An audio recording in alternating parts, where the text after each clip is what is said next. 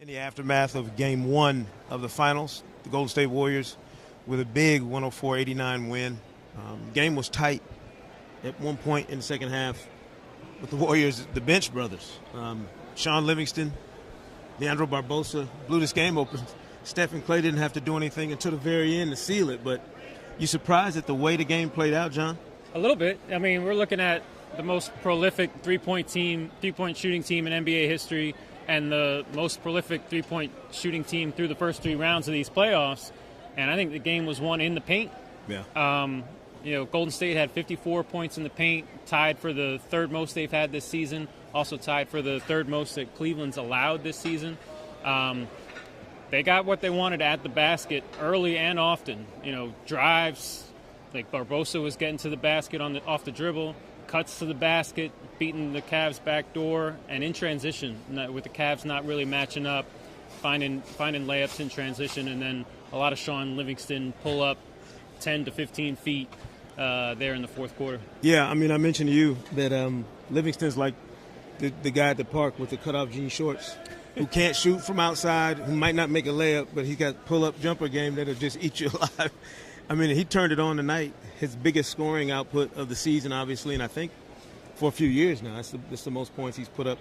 What did he see, I guess, that maybe other people didn't see in the matchups that were out there? Because he was going at everybody. Yeah, I mean, he could take advantage of his size, obviously, against the Cleveland guards, no matter who they are. And even Cleveland's bigs don't offer much in regard to rim protection, shot blocking. So there might be a time where he was switched on to Tristan Thompson and just shot right over him. Right. And that's an issue with Cleveland. They've become this really potent offensive team, playing Tristan Thompson at the center to start, but then also playing Kevin Love, Channing Frye at the 5. But they really offer no rim protection on the other end of the floor. And so that's something that Golden State took advantage of here, and I think they can continue to take advantage of going forward. I thought another thing that stuck out, Golden State's defense was really good. And people watch them against the Thunder, and you see them defended one way. But that's the only team in the league, basically, with that length and athleticism that can stretch you out like that. It seemed like there were so many more passing lanes for the Warriors tonight that weren't there in the Western Conference Finals. Yeah, I think – Cleveland, like I said, has become such a great offensive team, but the Warriors are just so versatile defensively. No team can match up with this team better than the Warriors can. And Cleveland ended up getting caught in a lot of Kyrie Irving one-on-one, which didn't work out for the most part. Yeah. I think the Warriors will be happy with that kind of stuff. Sort of took the Cavs out of any sort of rhythm. Other guys on the floor were much less involved. J.R. Smith barely got a couple shots up. Yeah, it was a tough night for J.R. Strange night for LeBron, where he wasn't.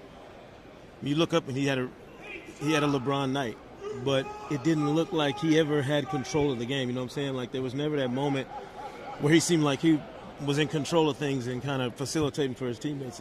We never got to that point. I think he did early on. They had a couple post-ups for him against Harrison Barnes. He took advantage of, got a couple layups. There's a lot of double teams in those situations, but I think they went away from that later on in the game.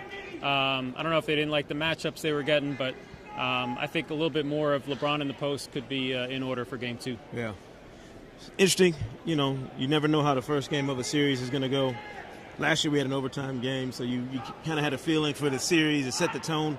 This was weird. This felt odd because if Golden State can play like this and the Splash Brothers don't get cranked and they win like this, it makes you wonder what's going to happen when they both are clicking, with Steph and Clay rolling, and you get this bench crew. If they're contributing, it could be a rough night again for the Cavaliers. Yeah, I think bottom line, Golden State's the better offensive team, better defensive team in this series. It's going to take a lot of LeBron James, I think, to make it a little bit more interesting going forward. No doubt. Sekou Smith, John Schuhmann from NBA.com here after Game 1 at Oracle Arena. The Warriors, strength in numbers, shows up.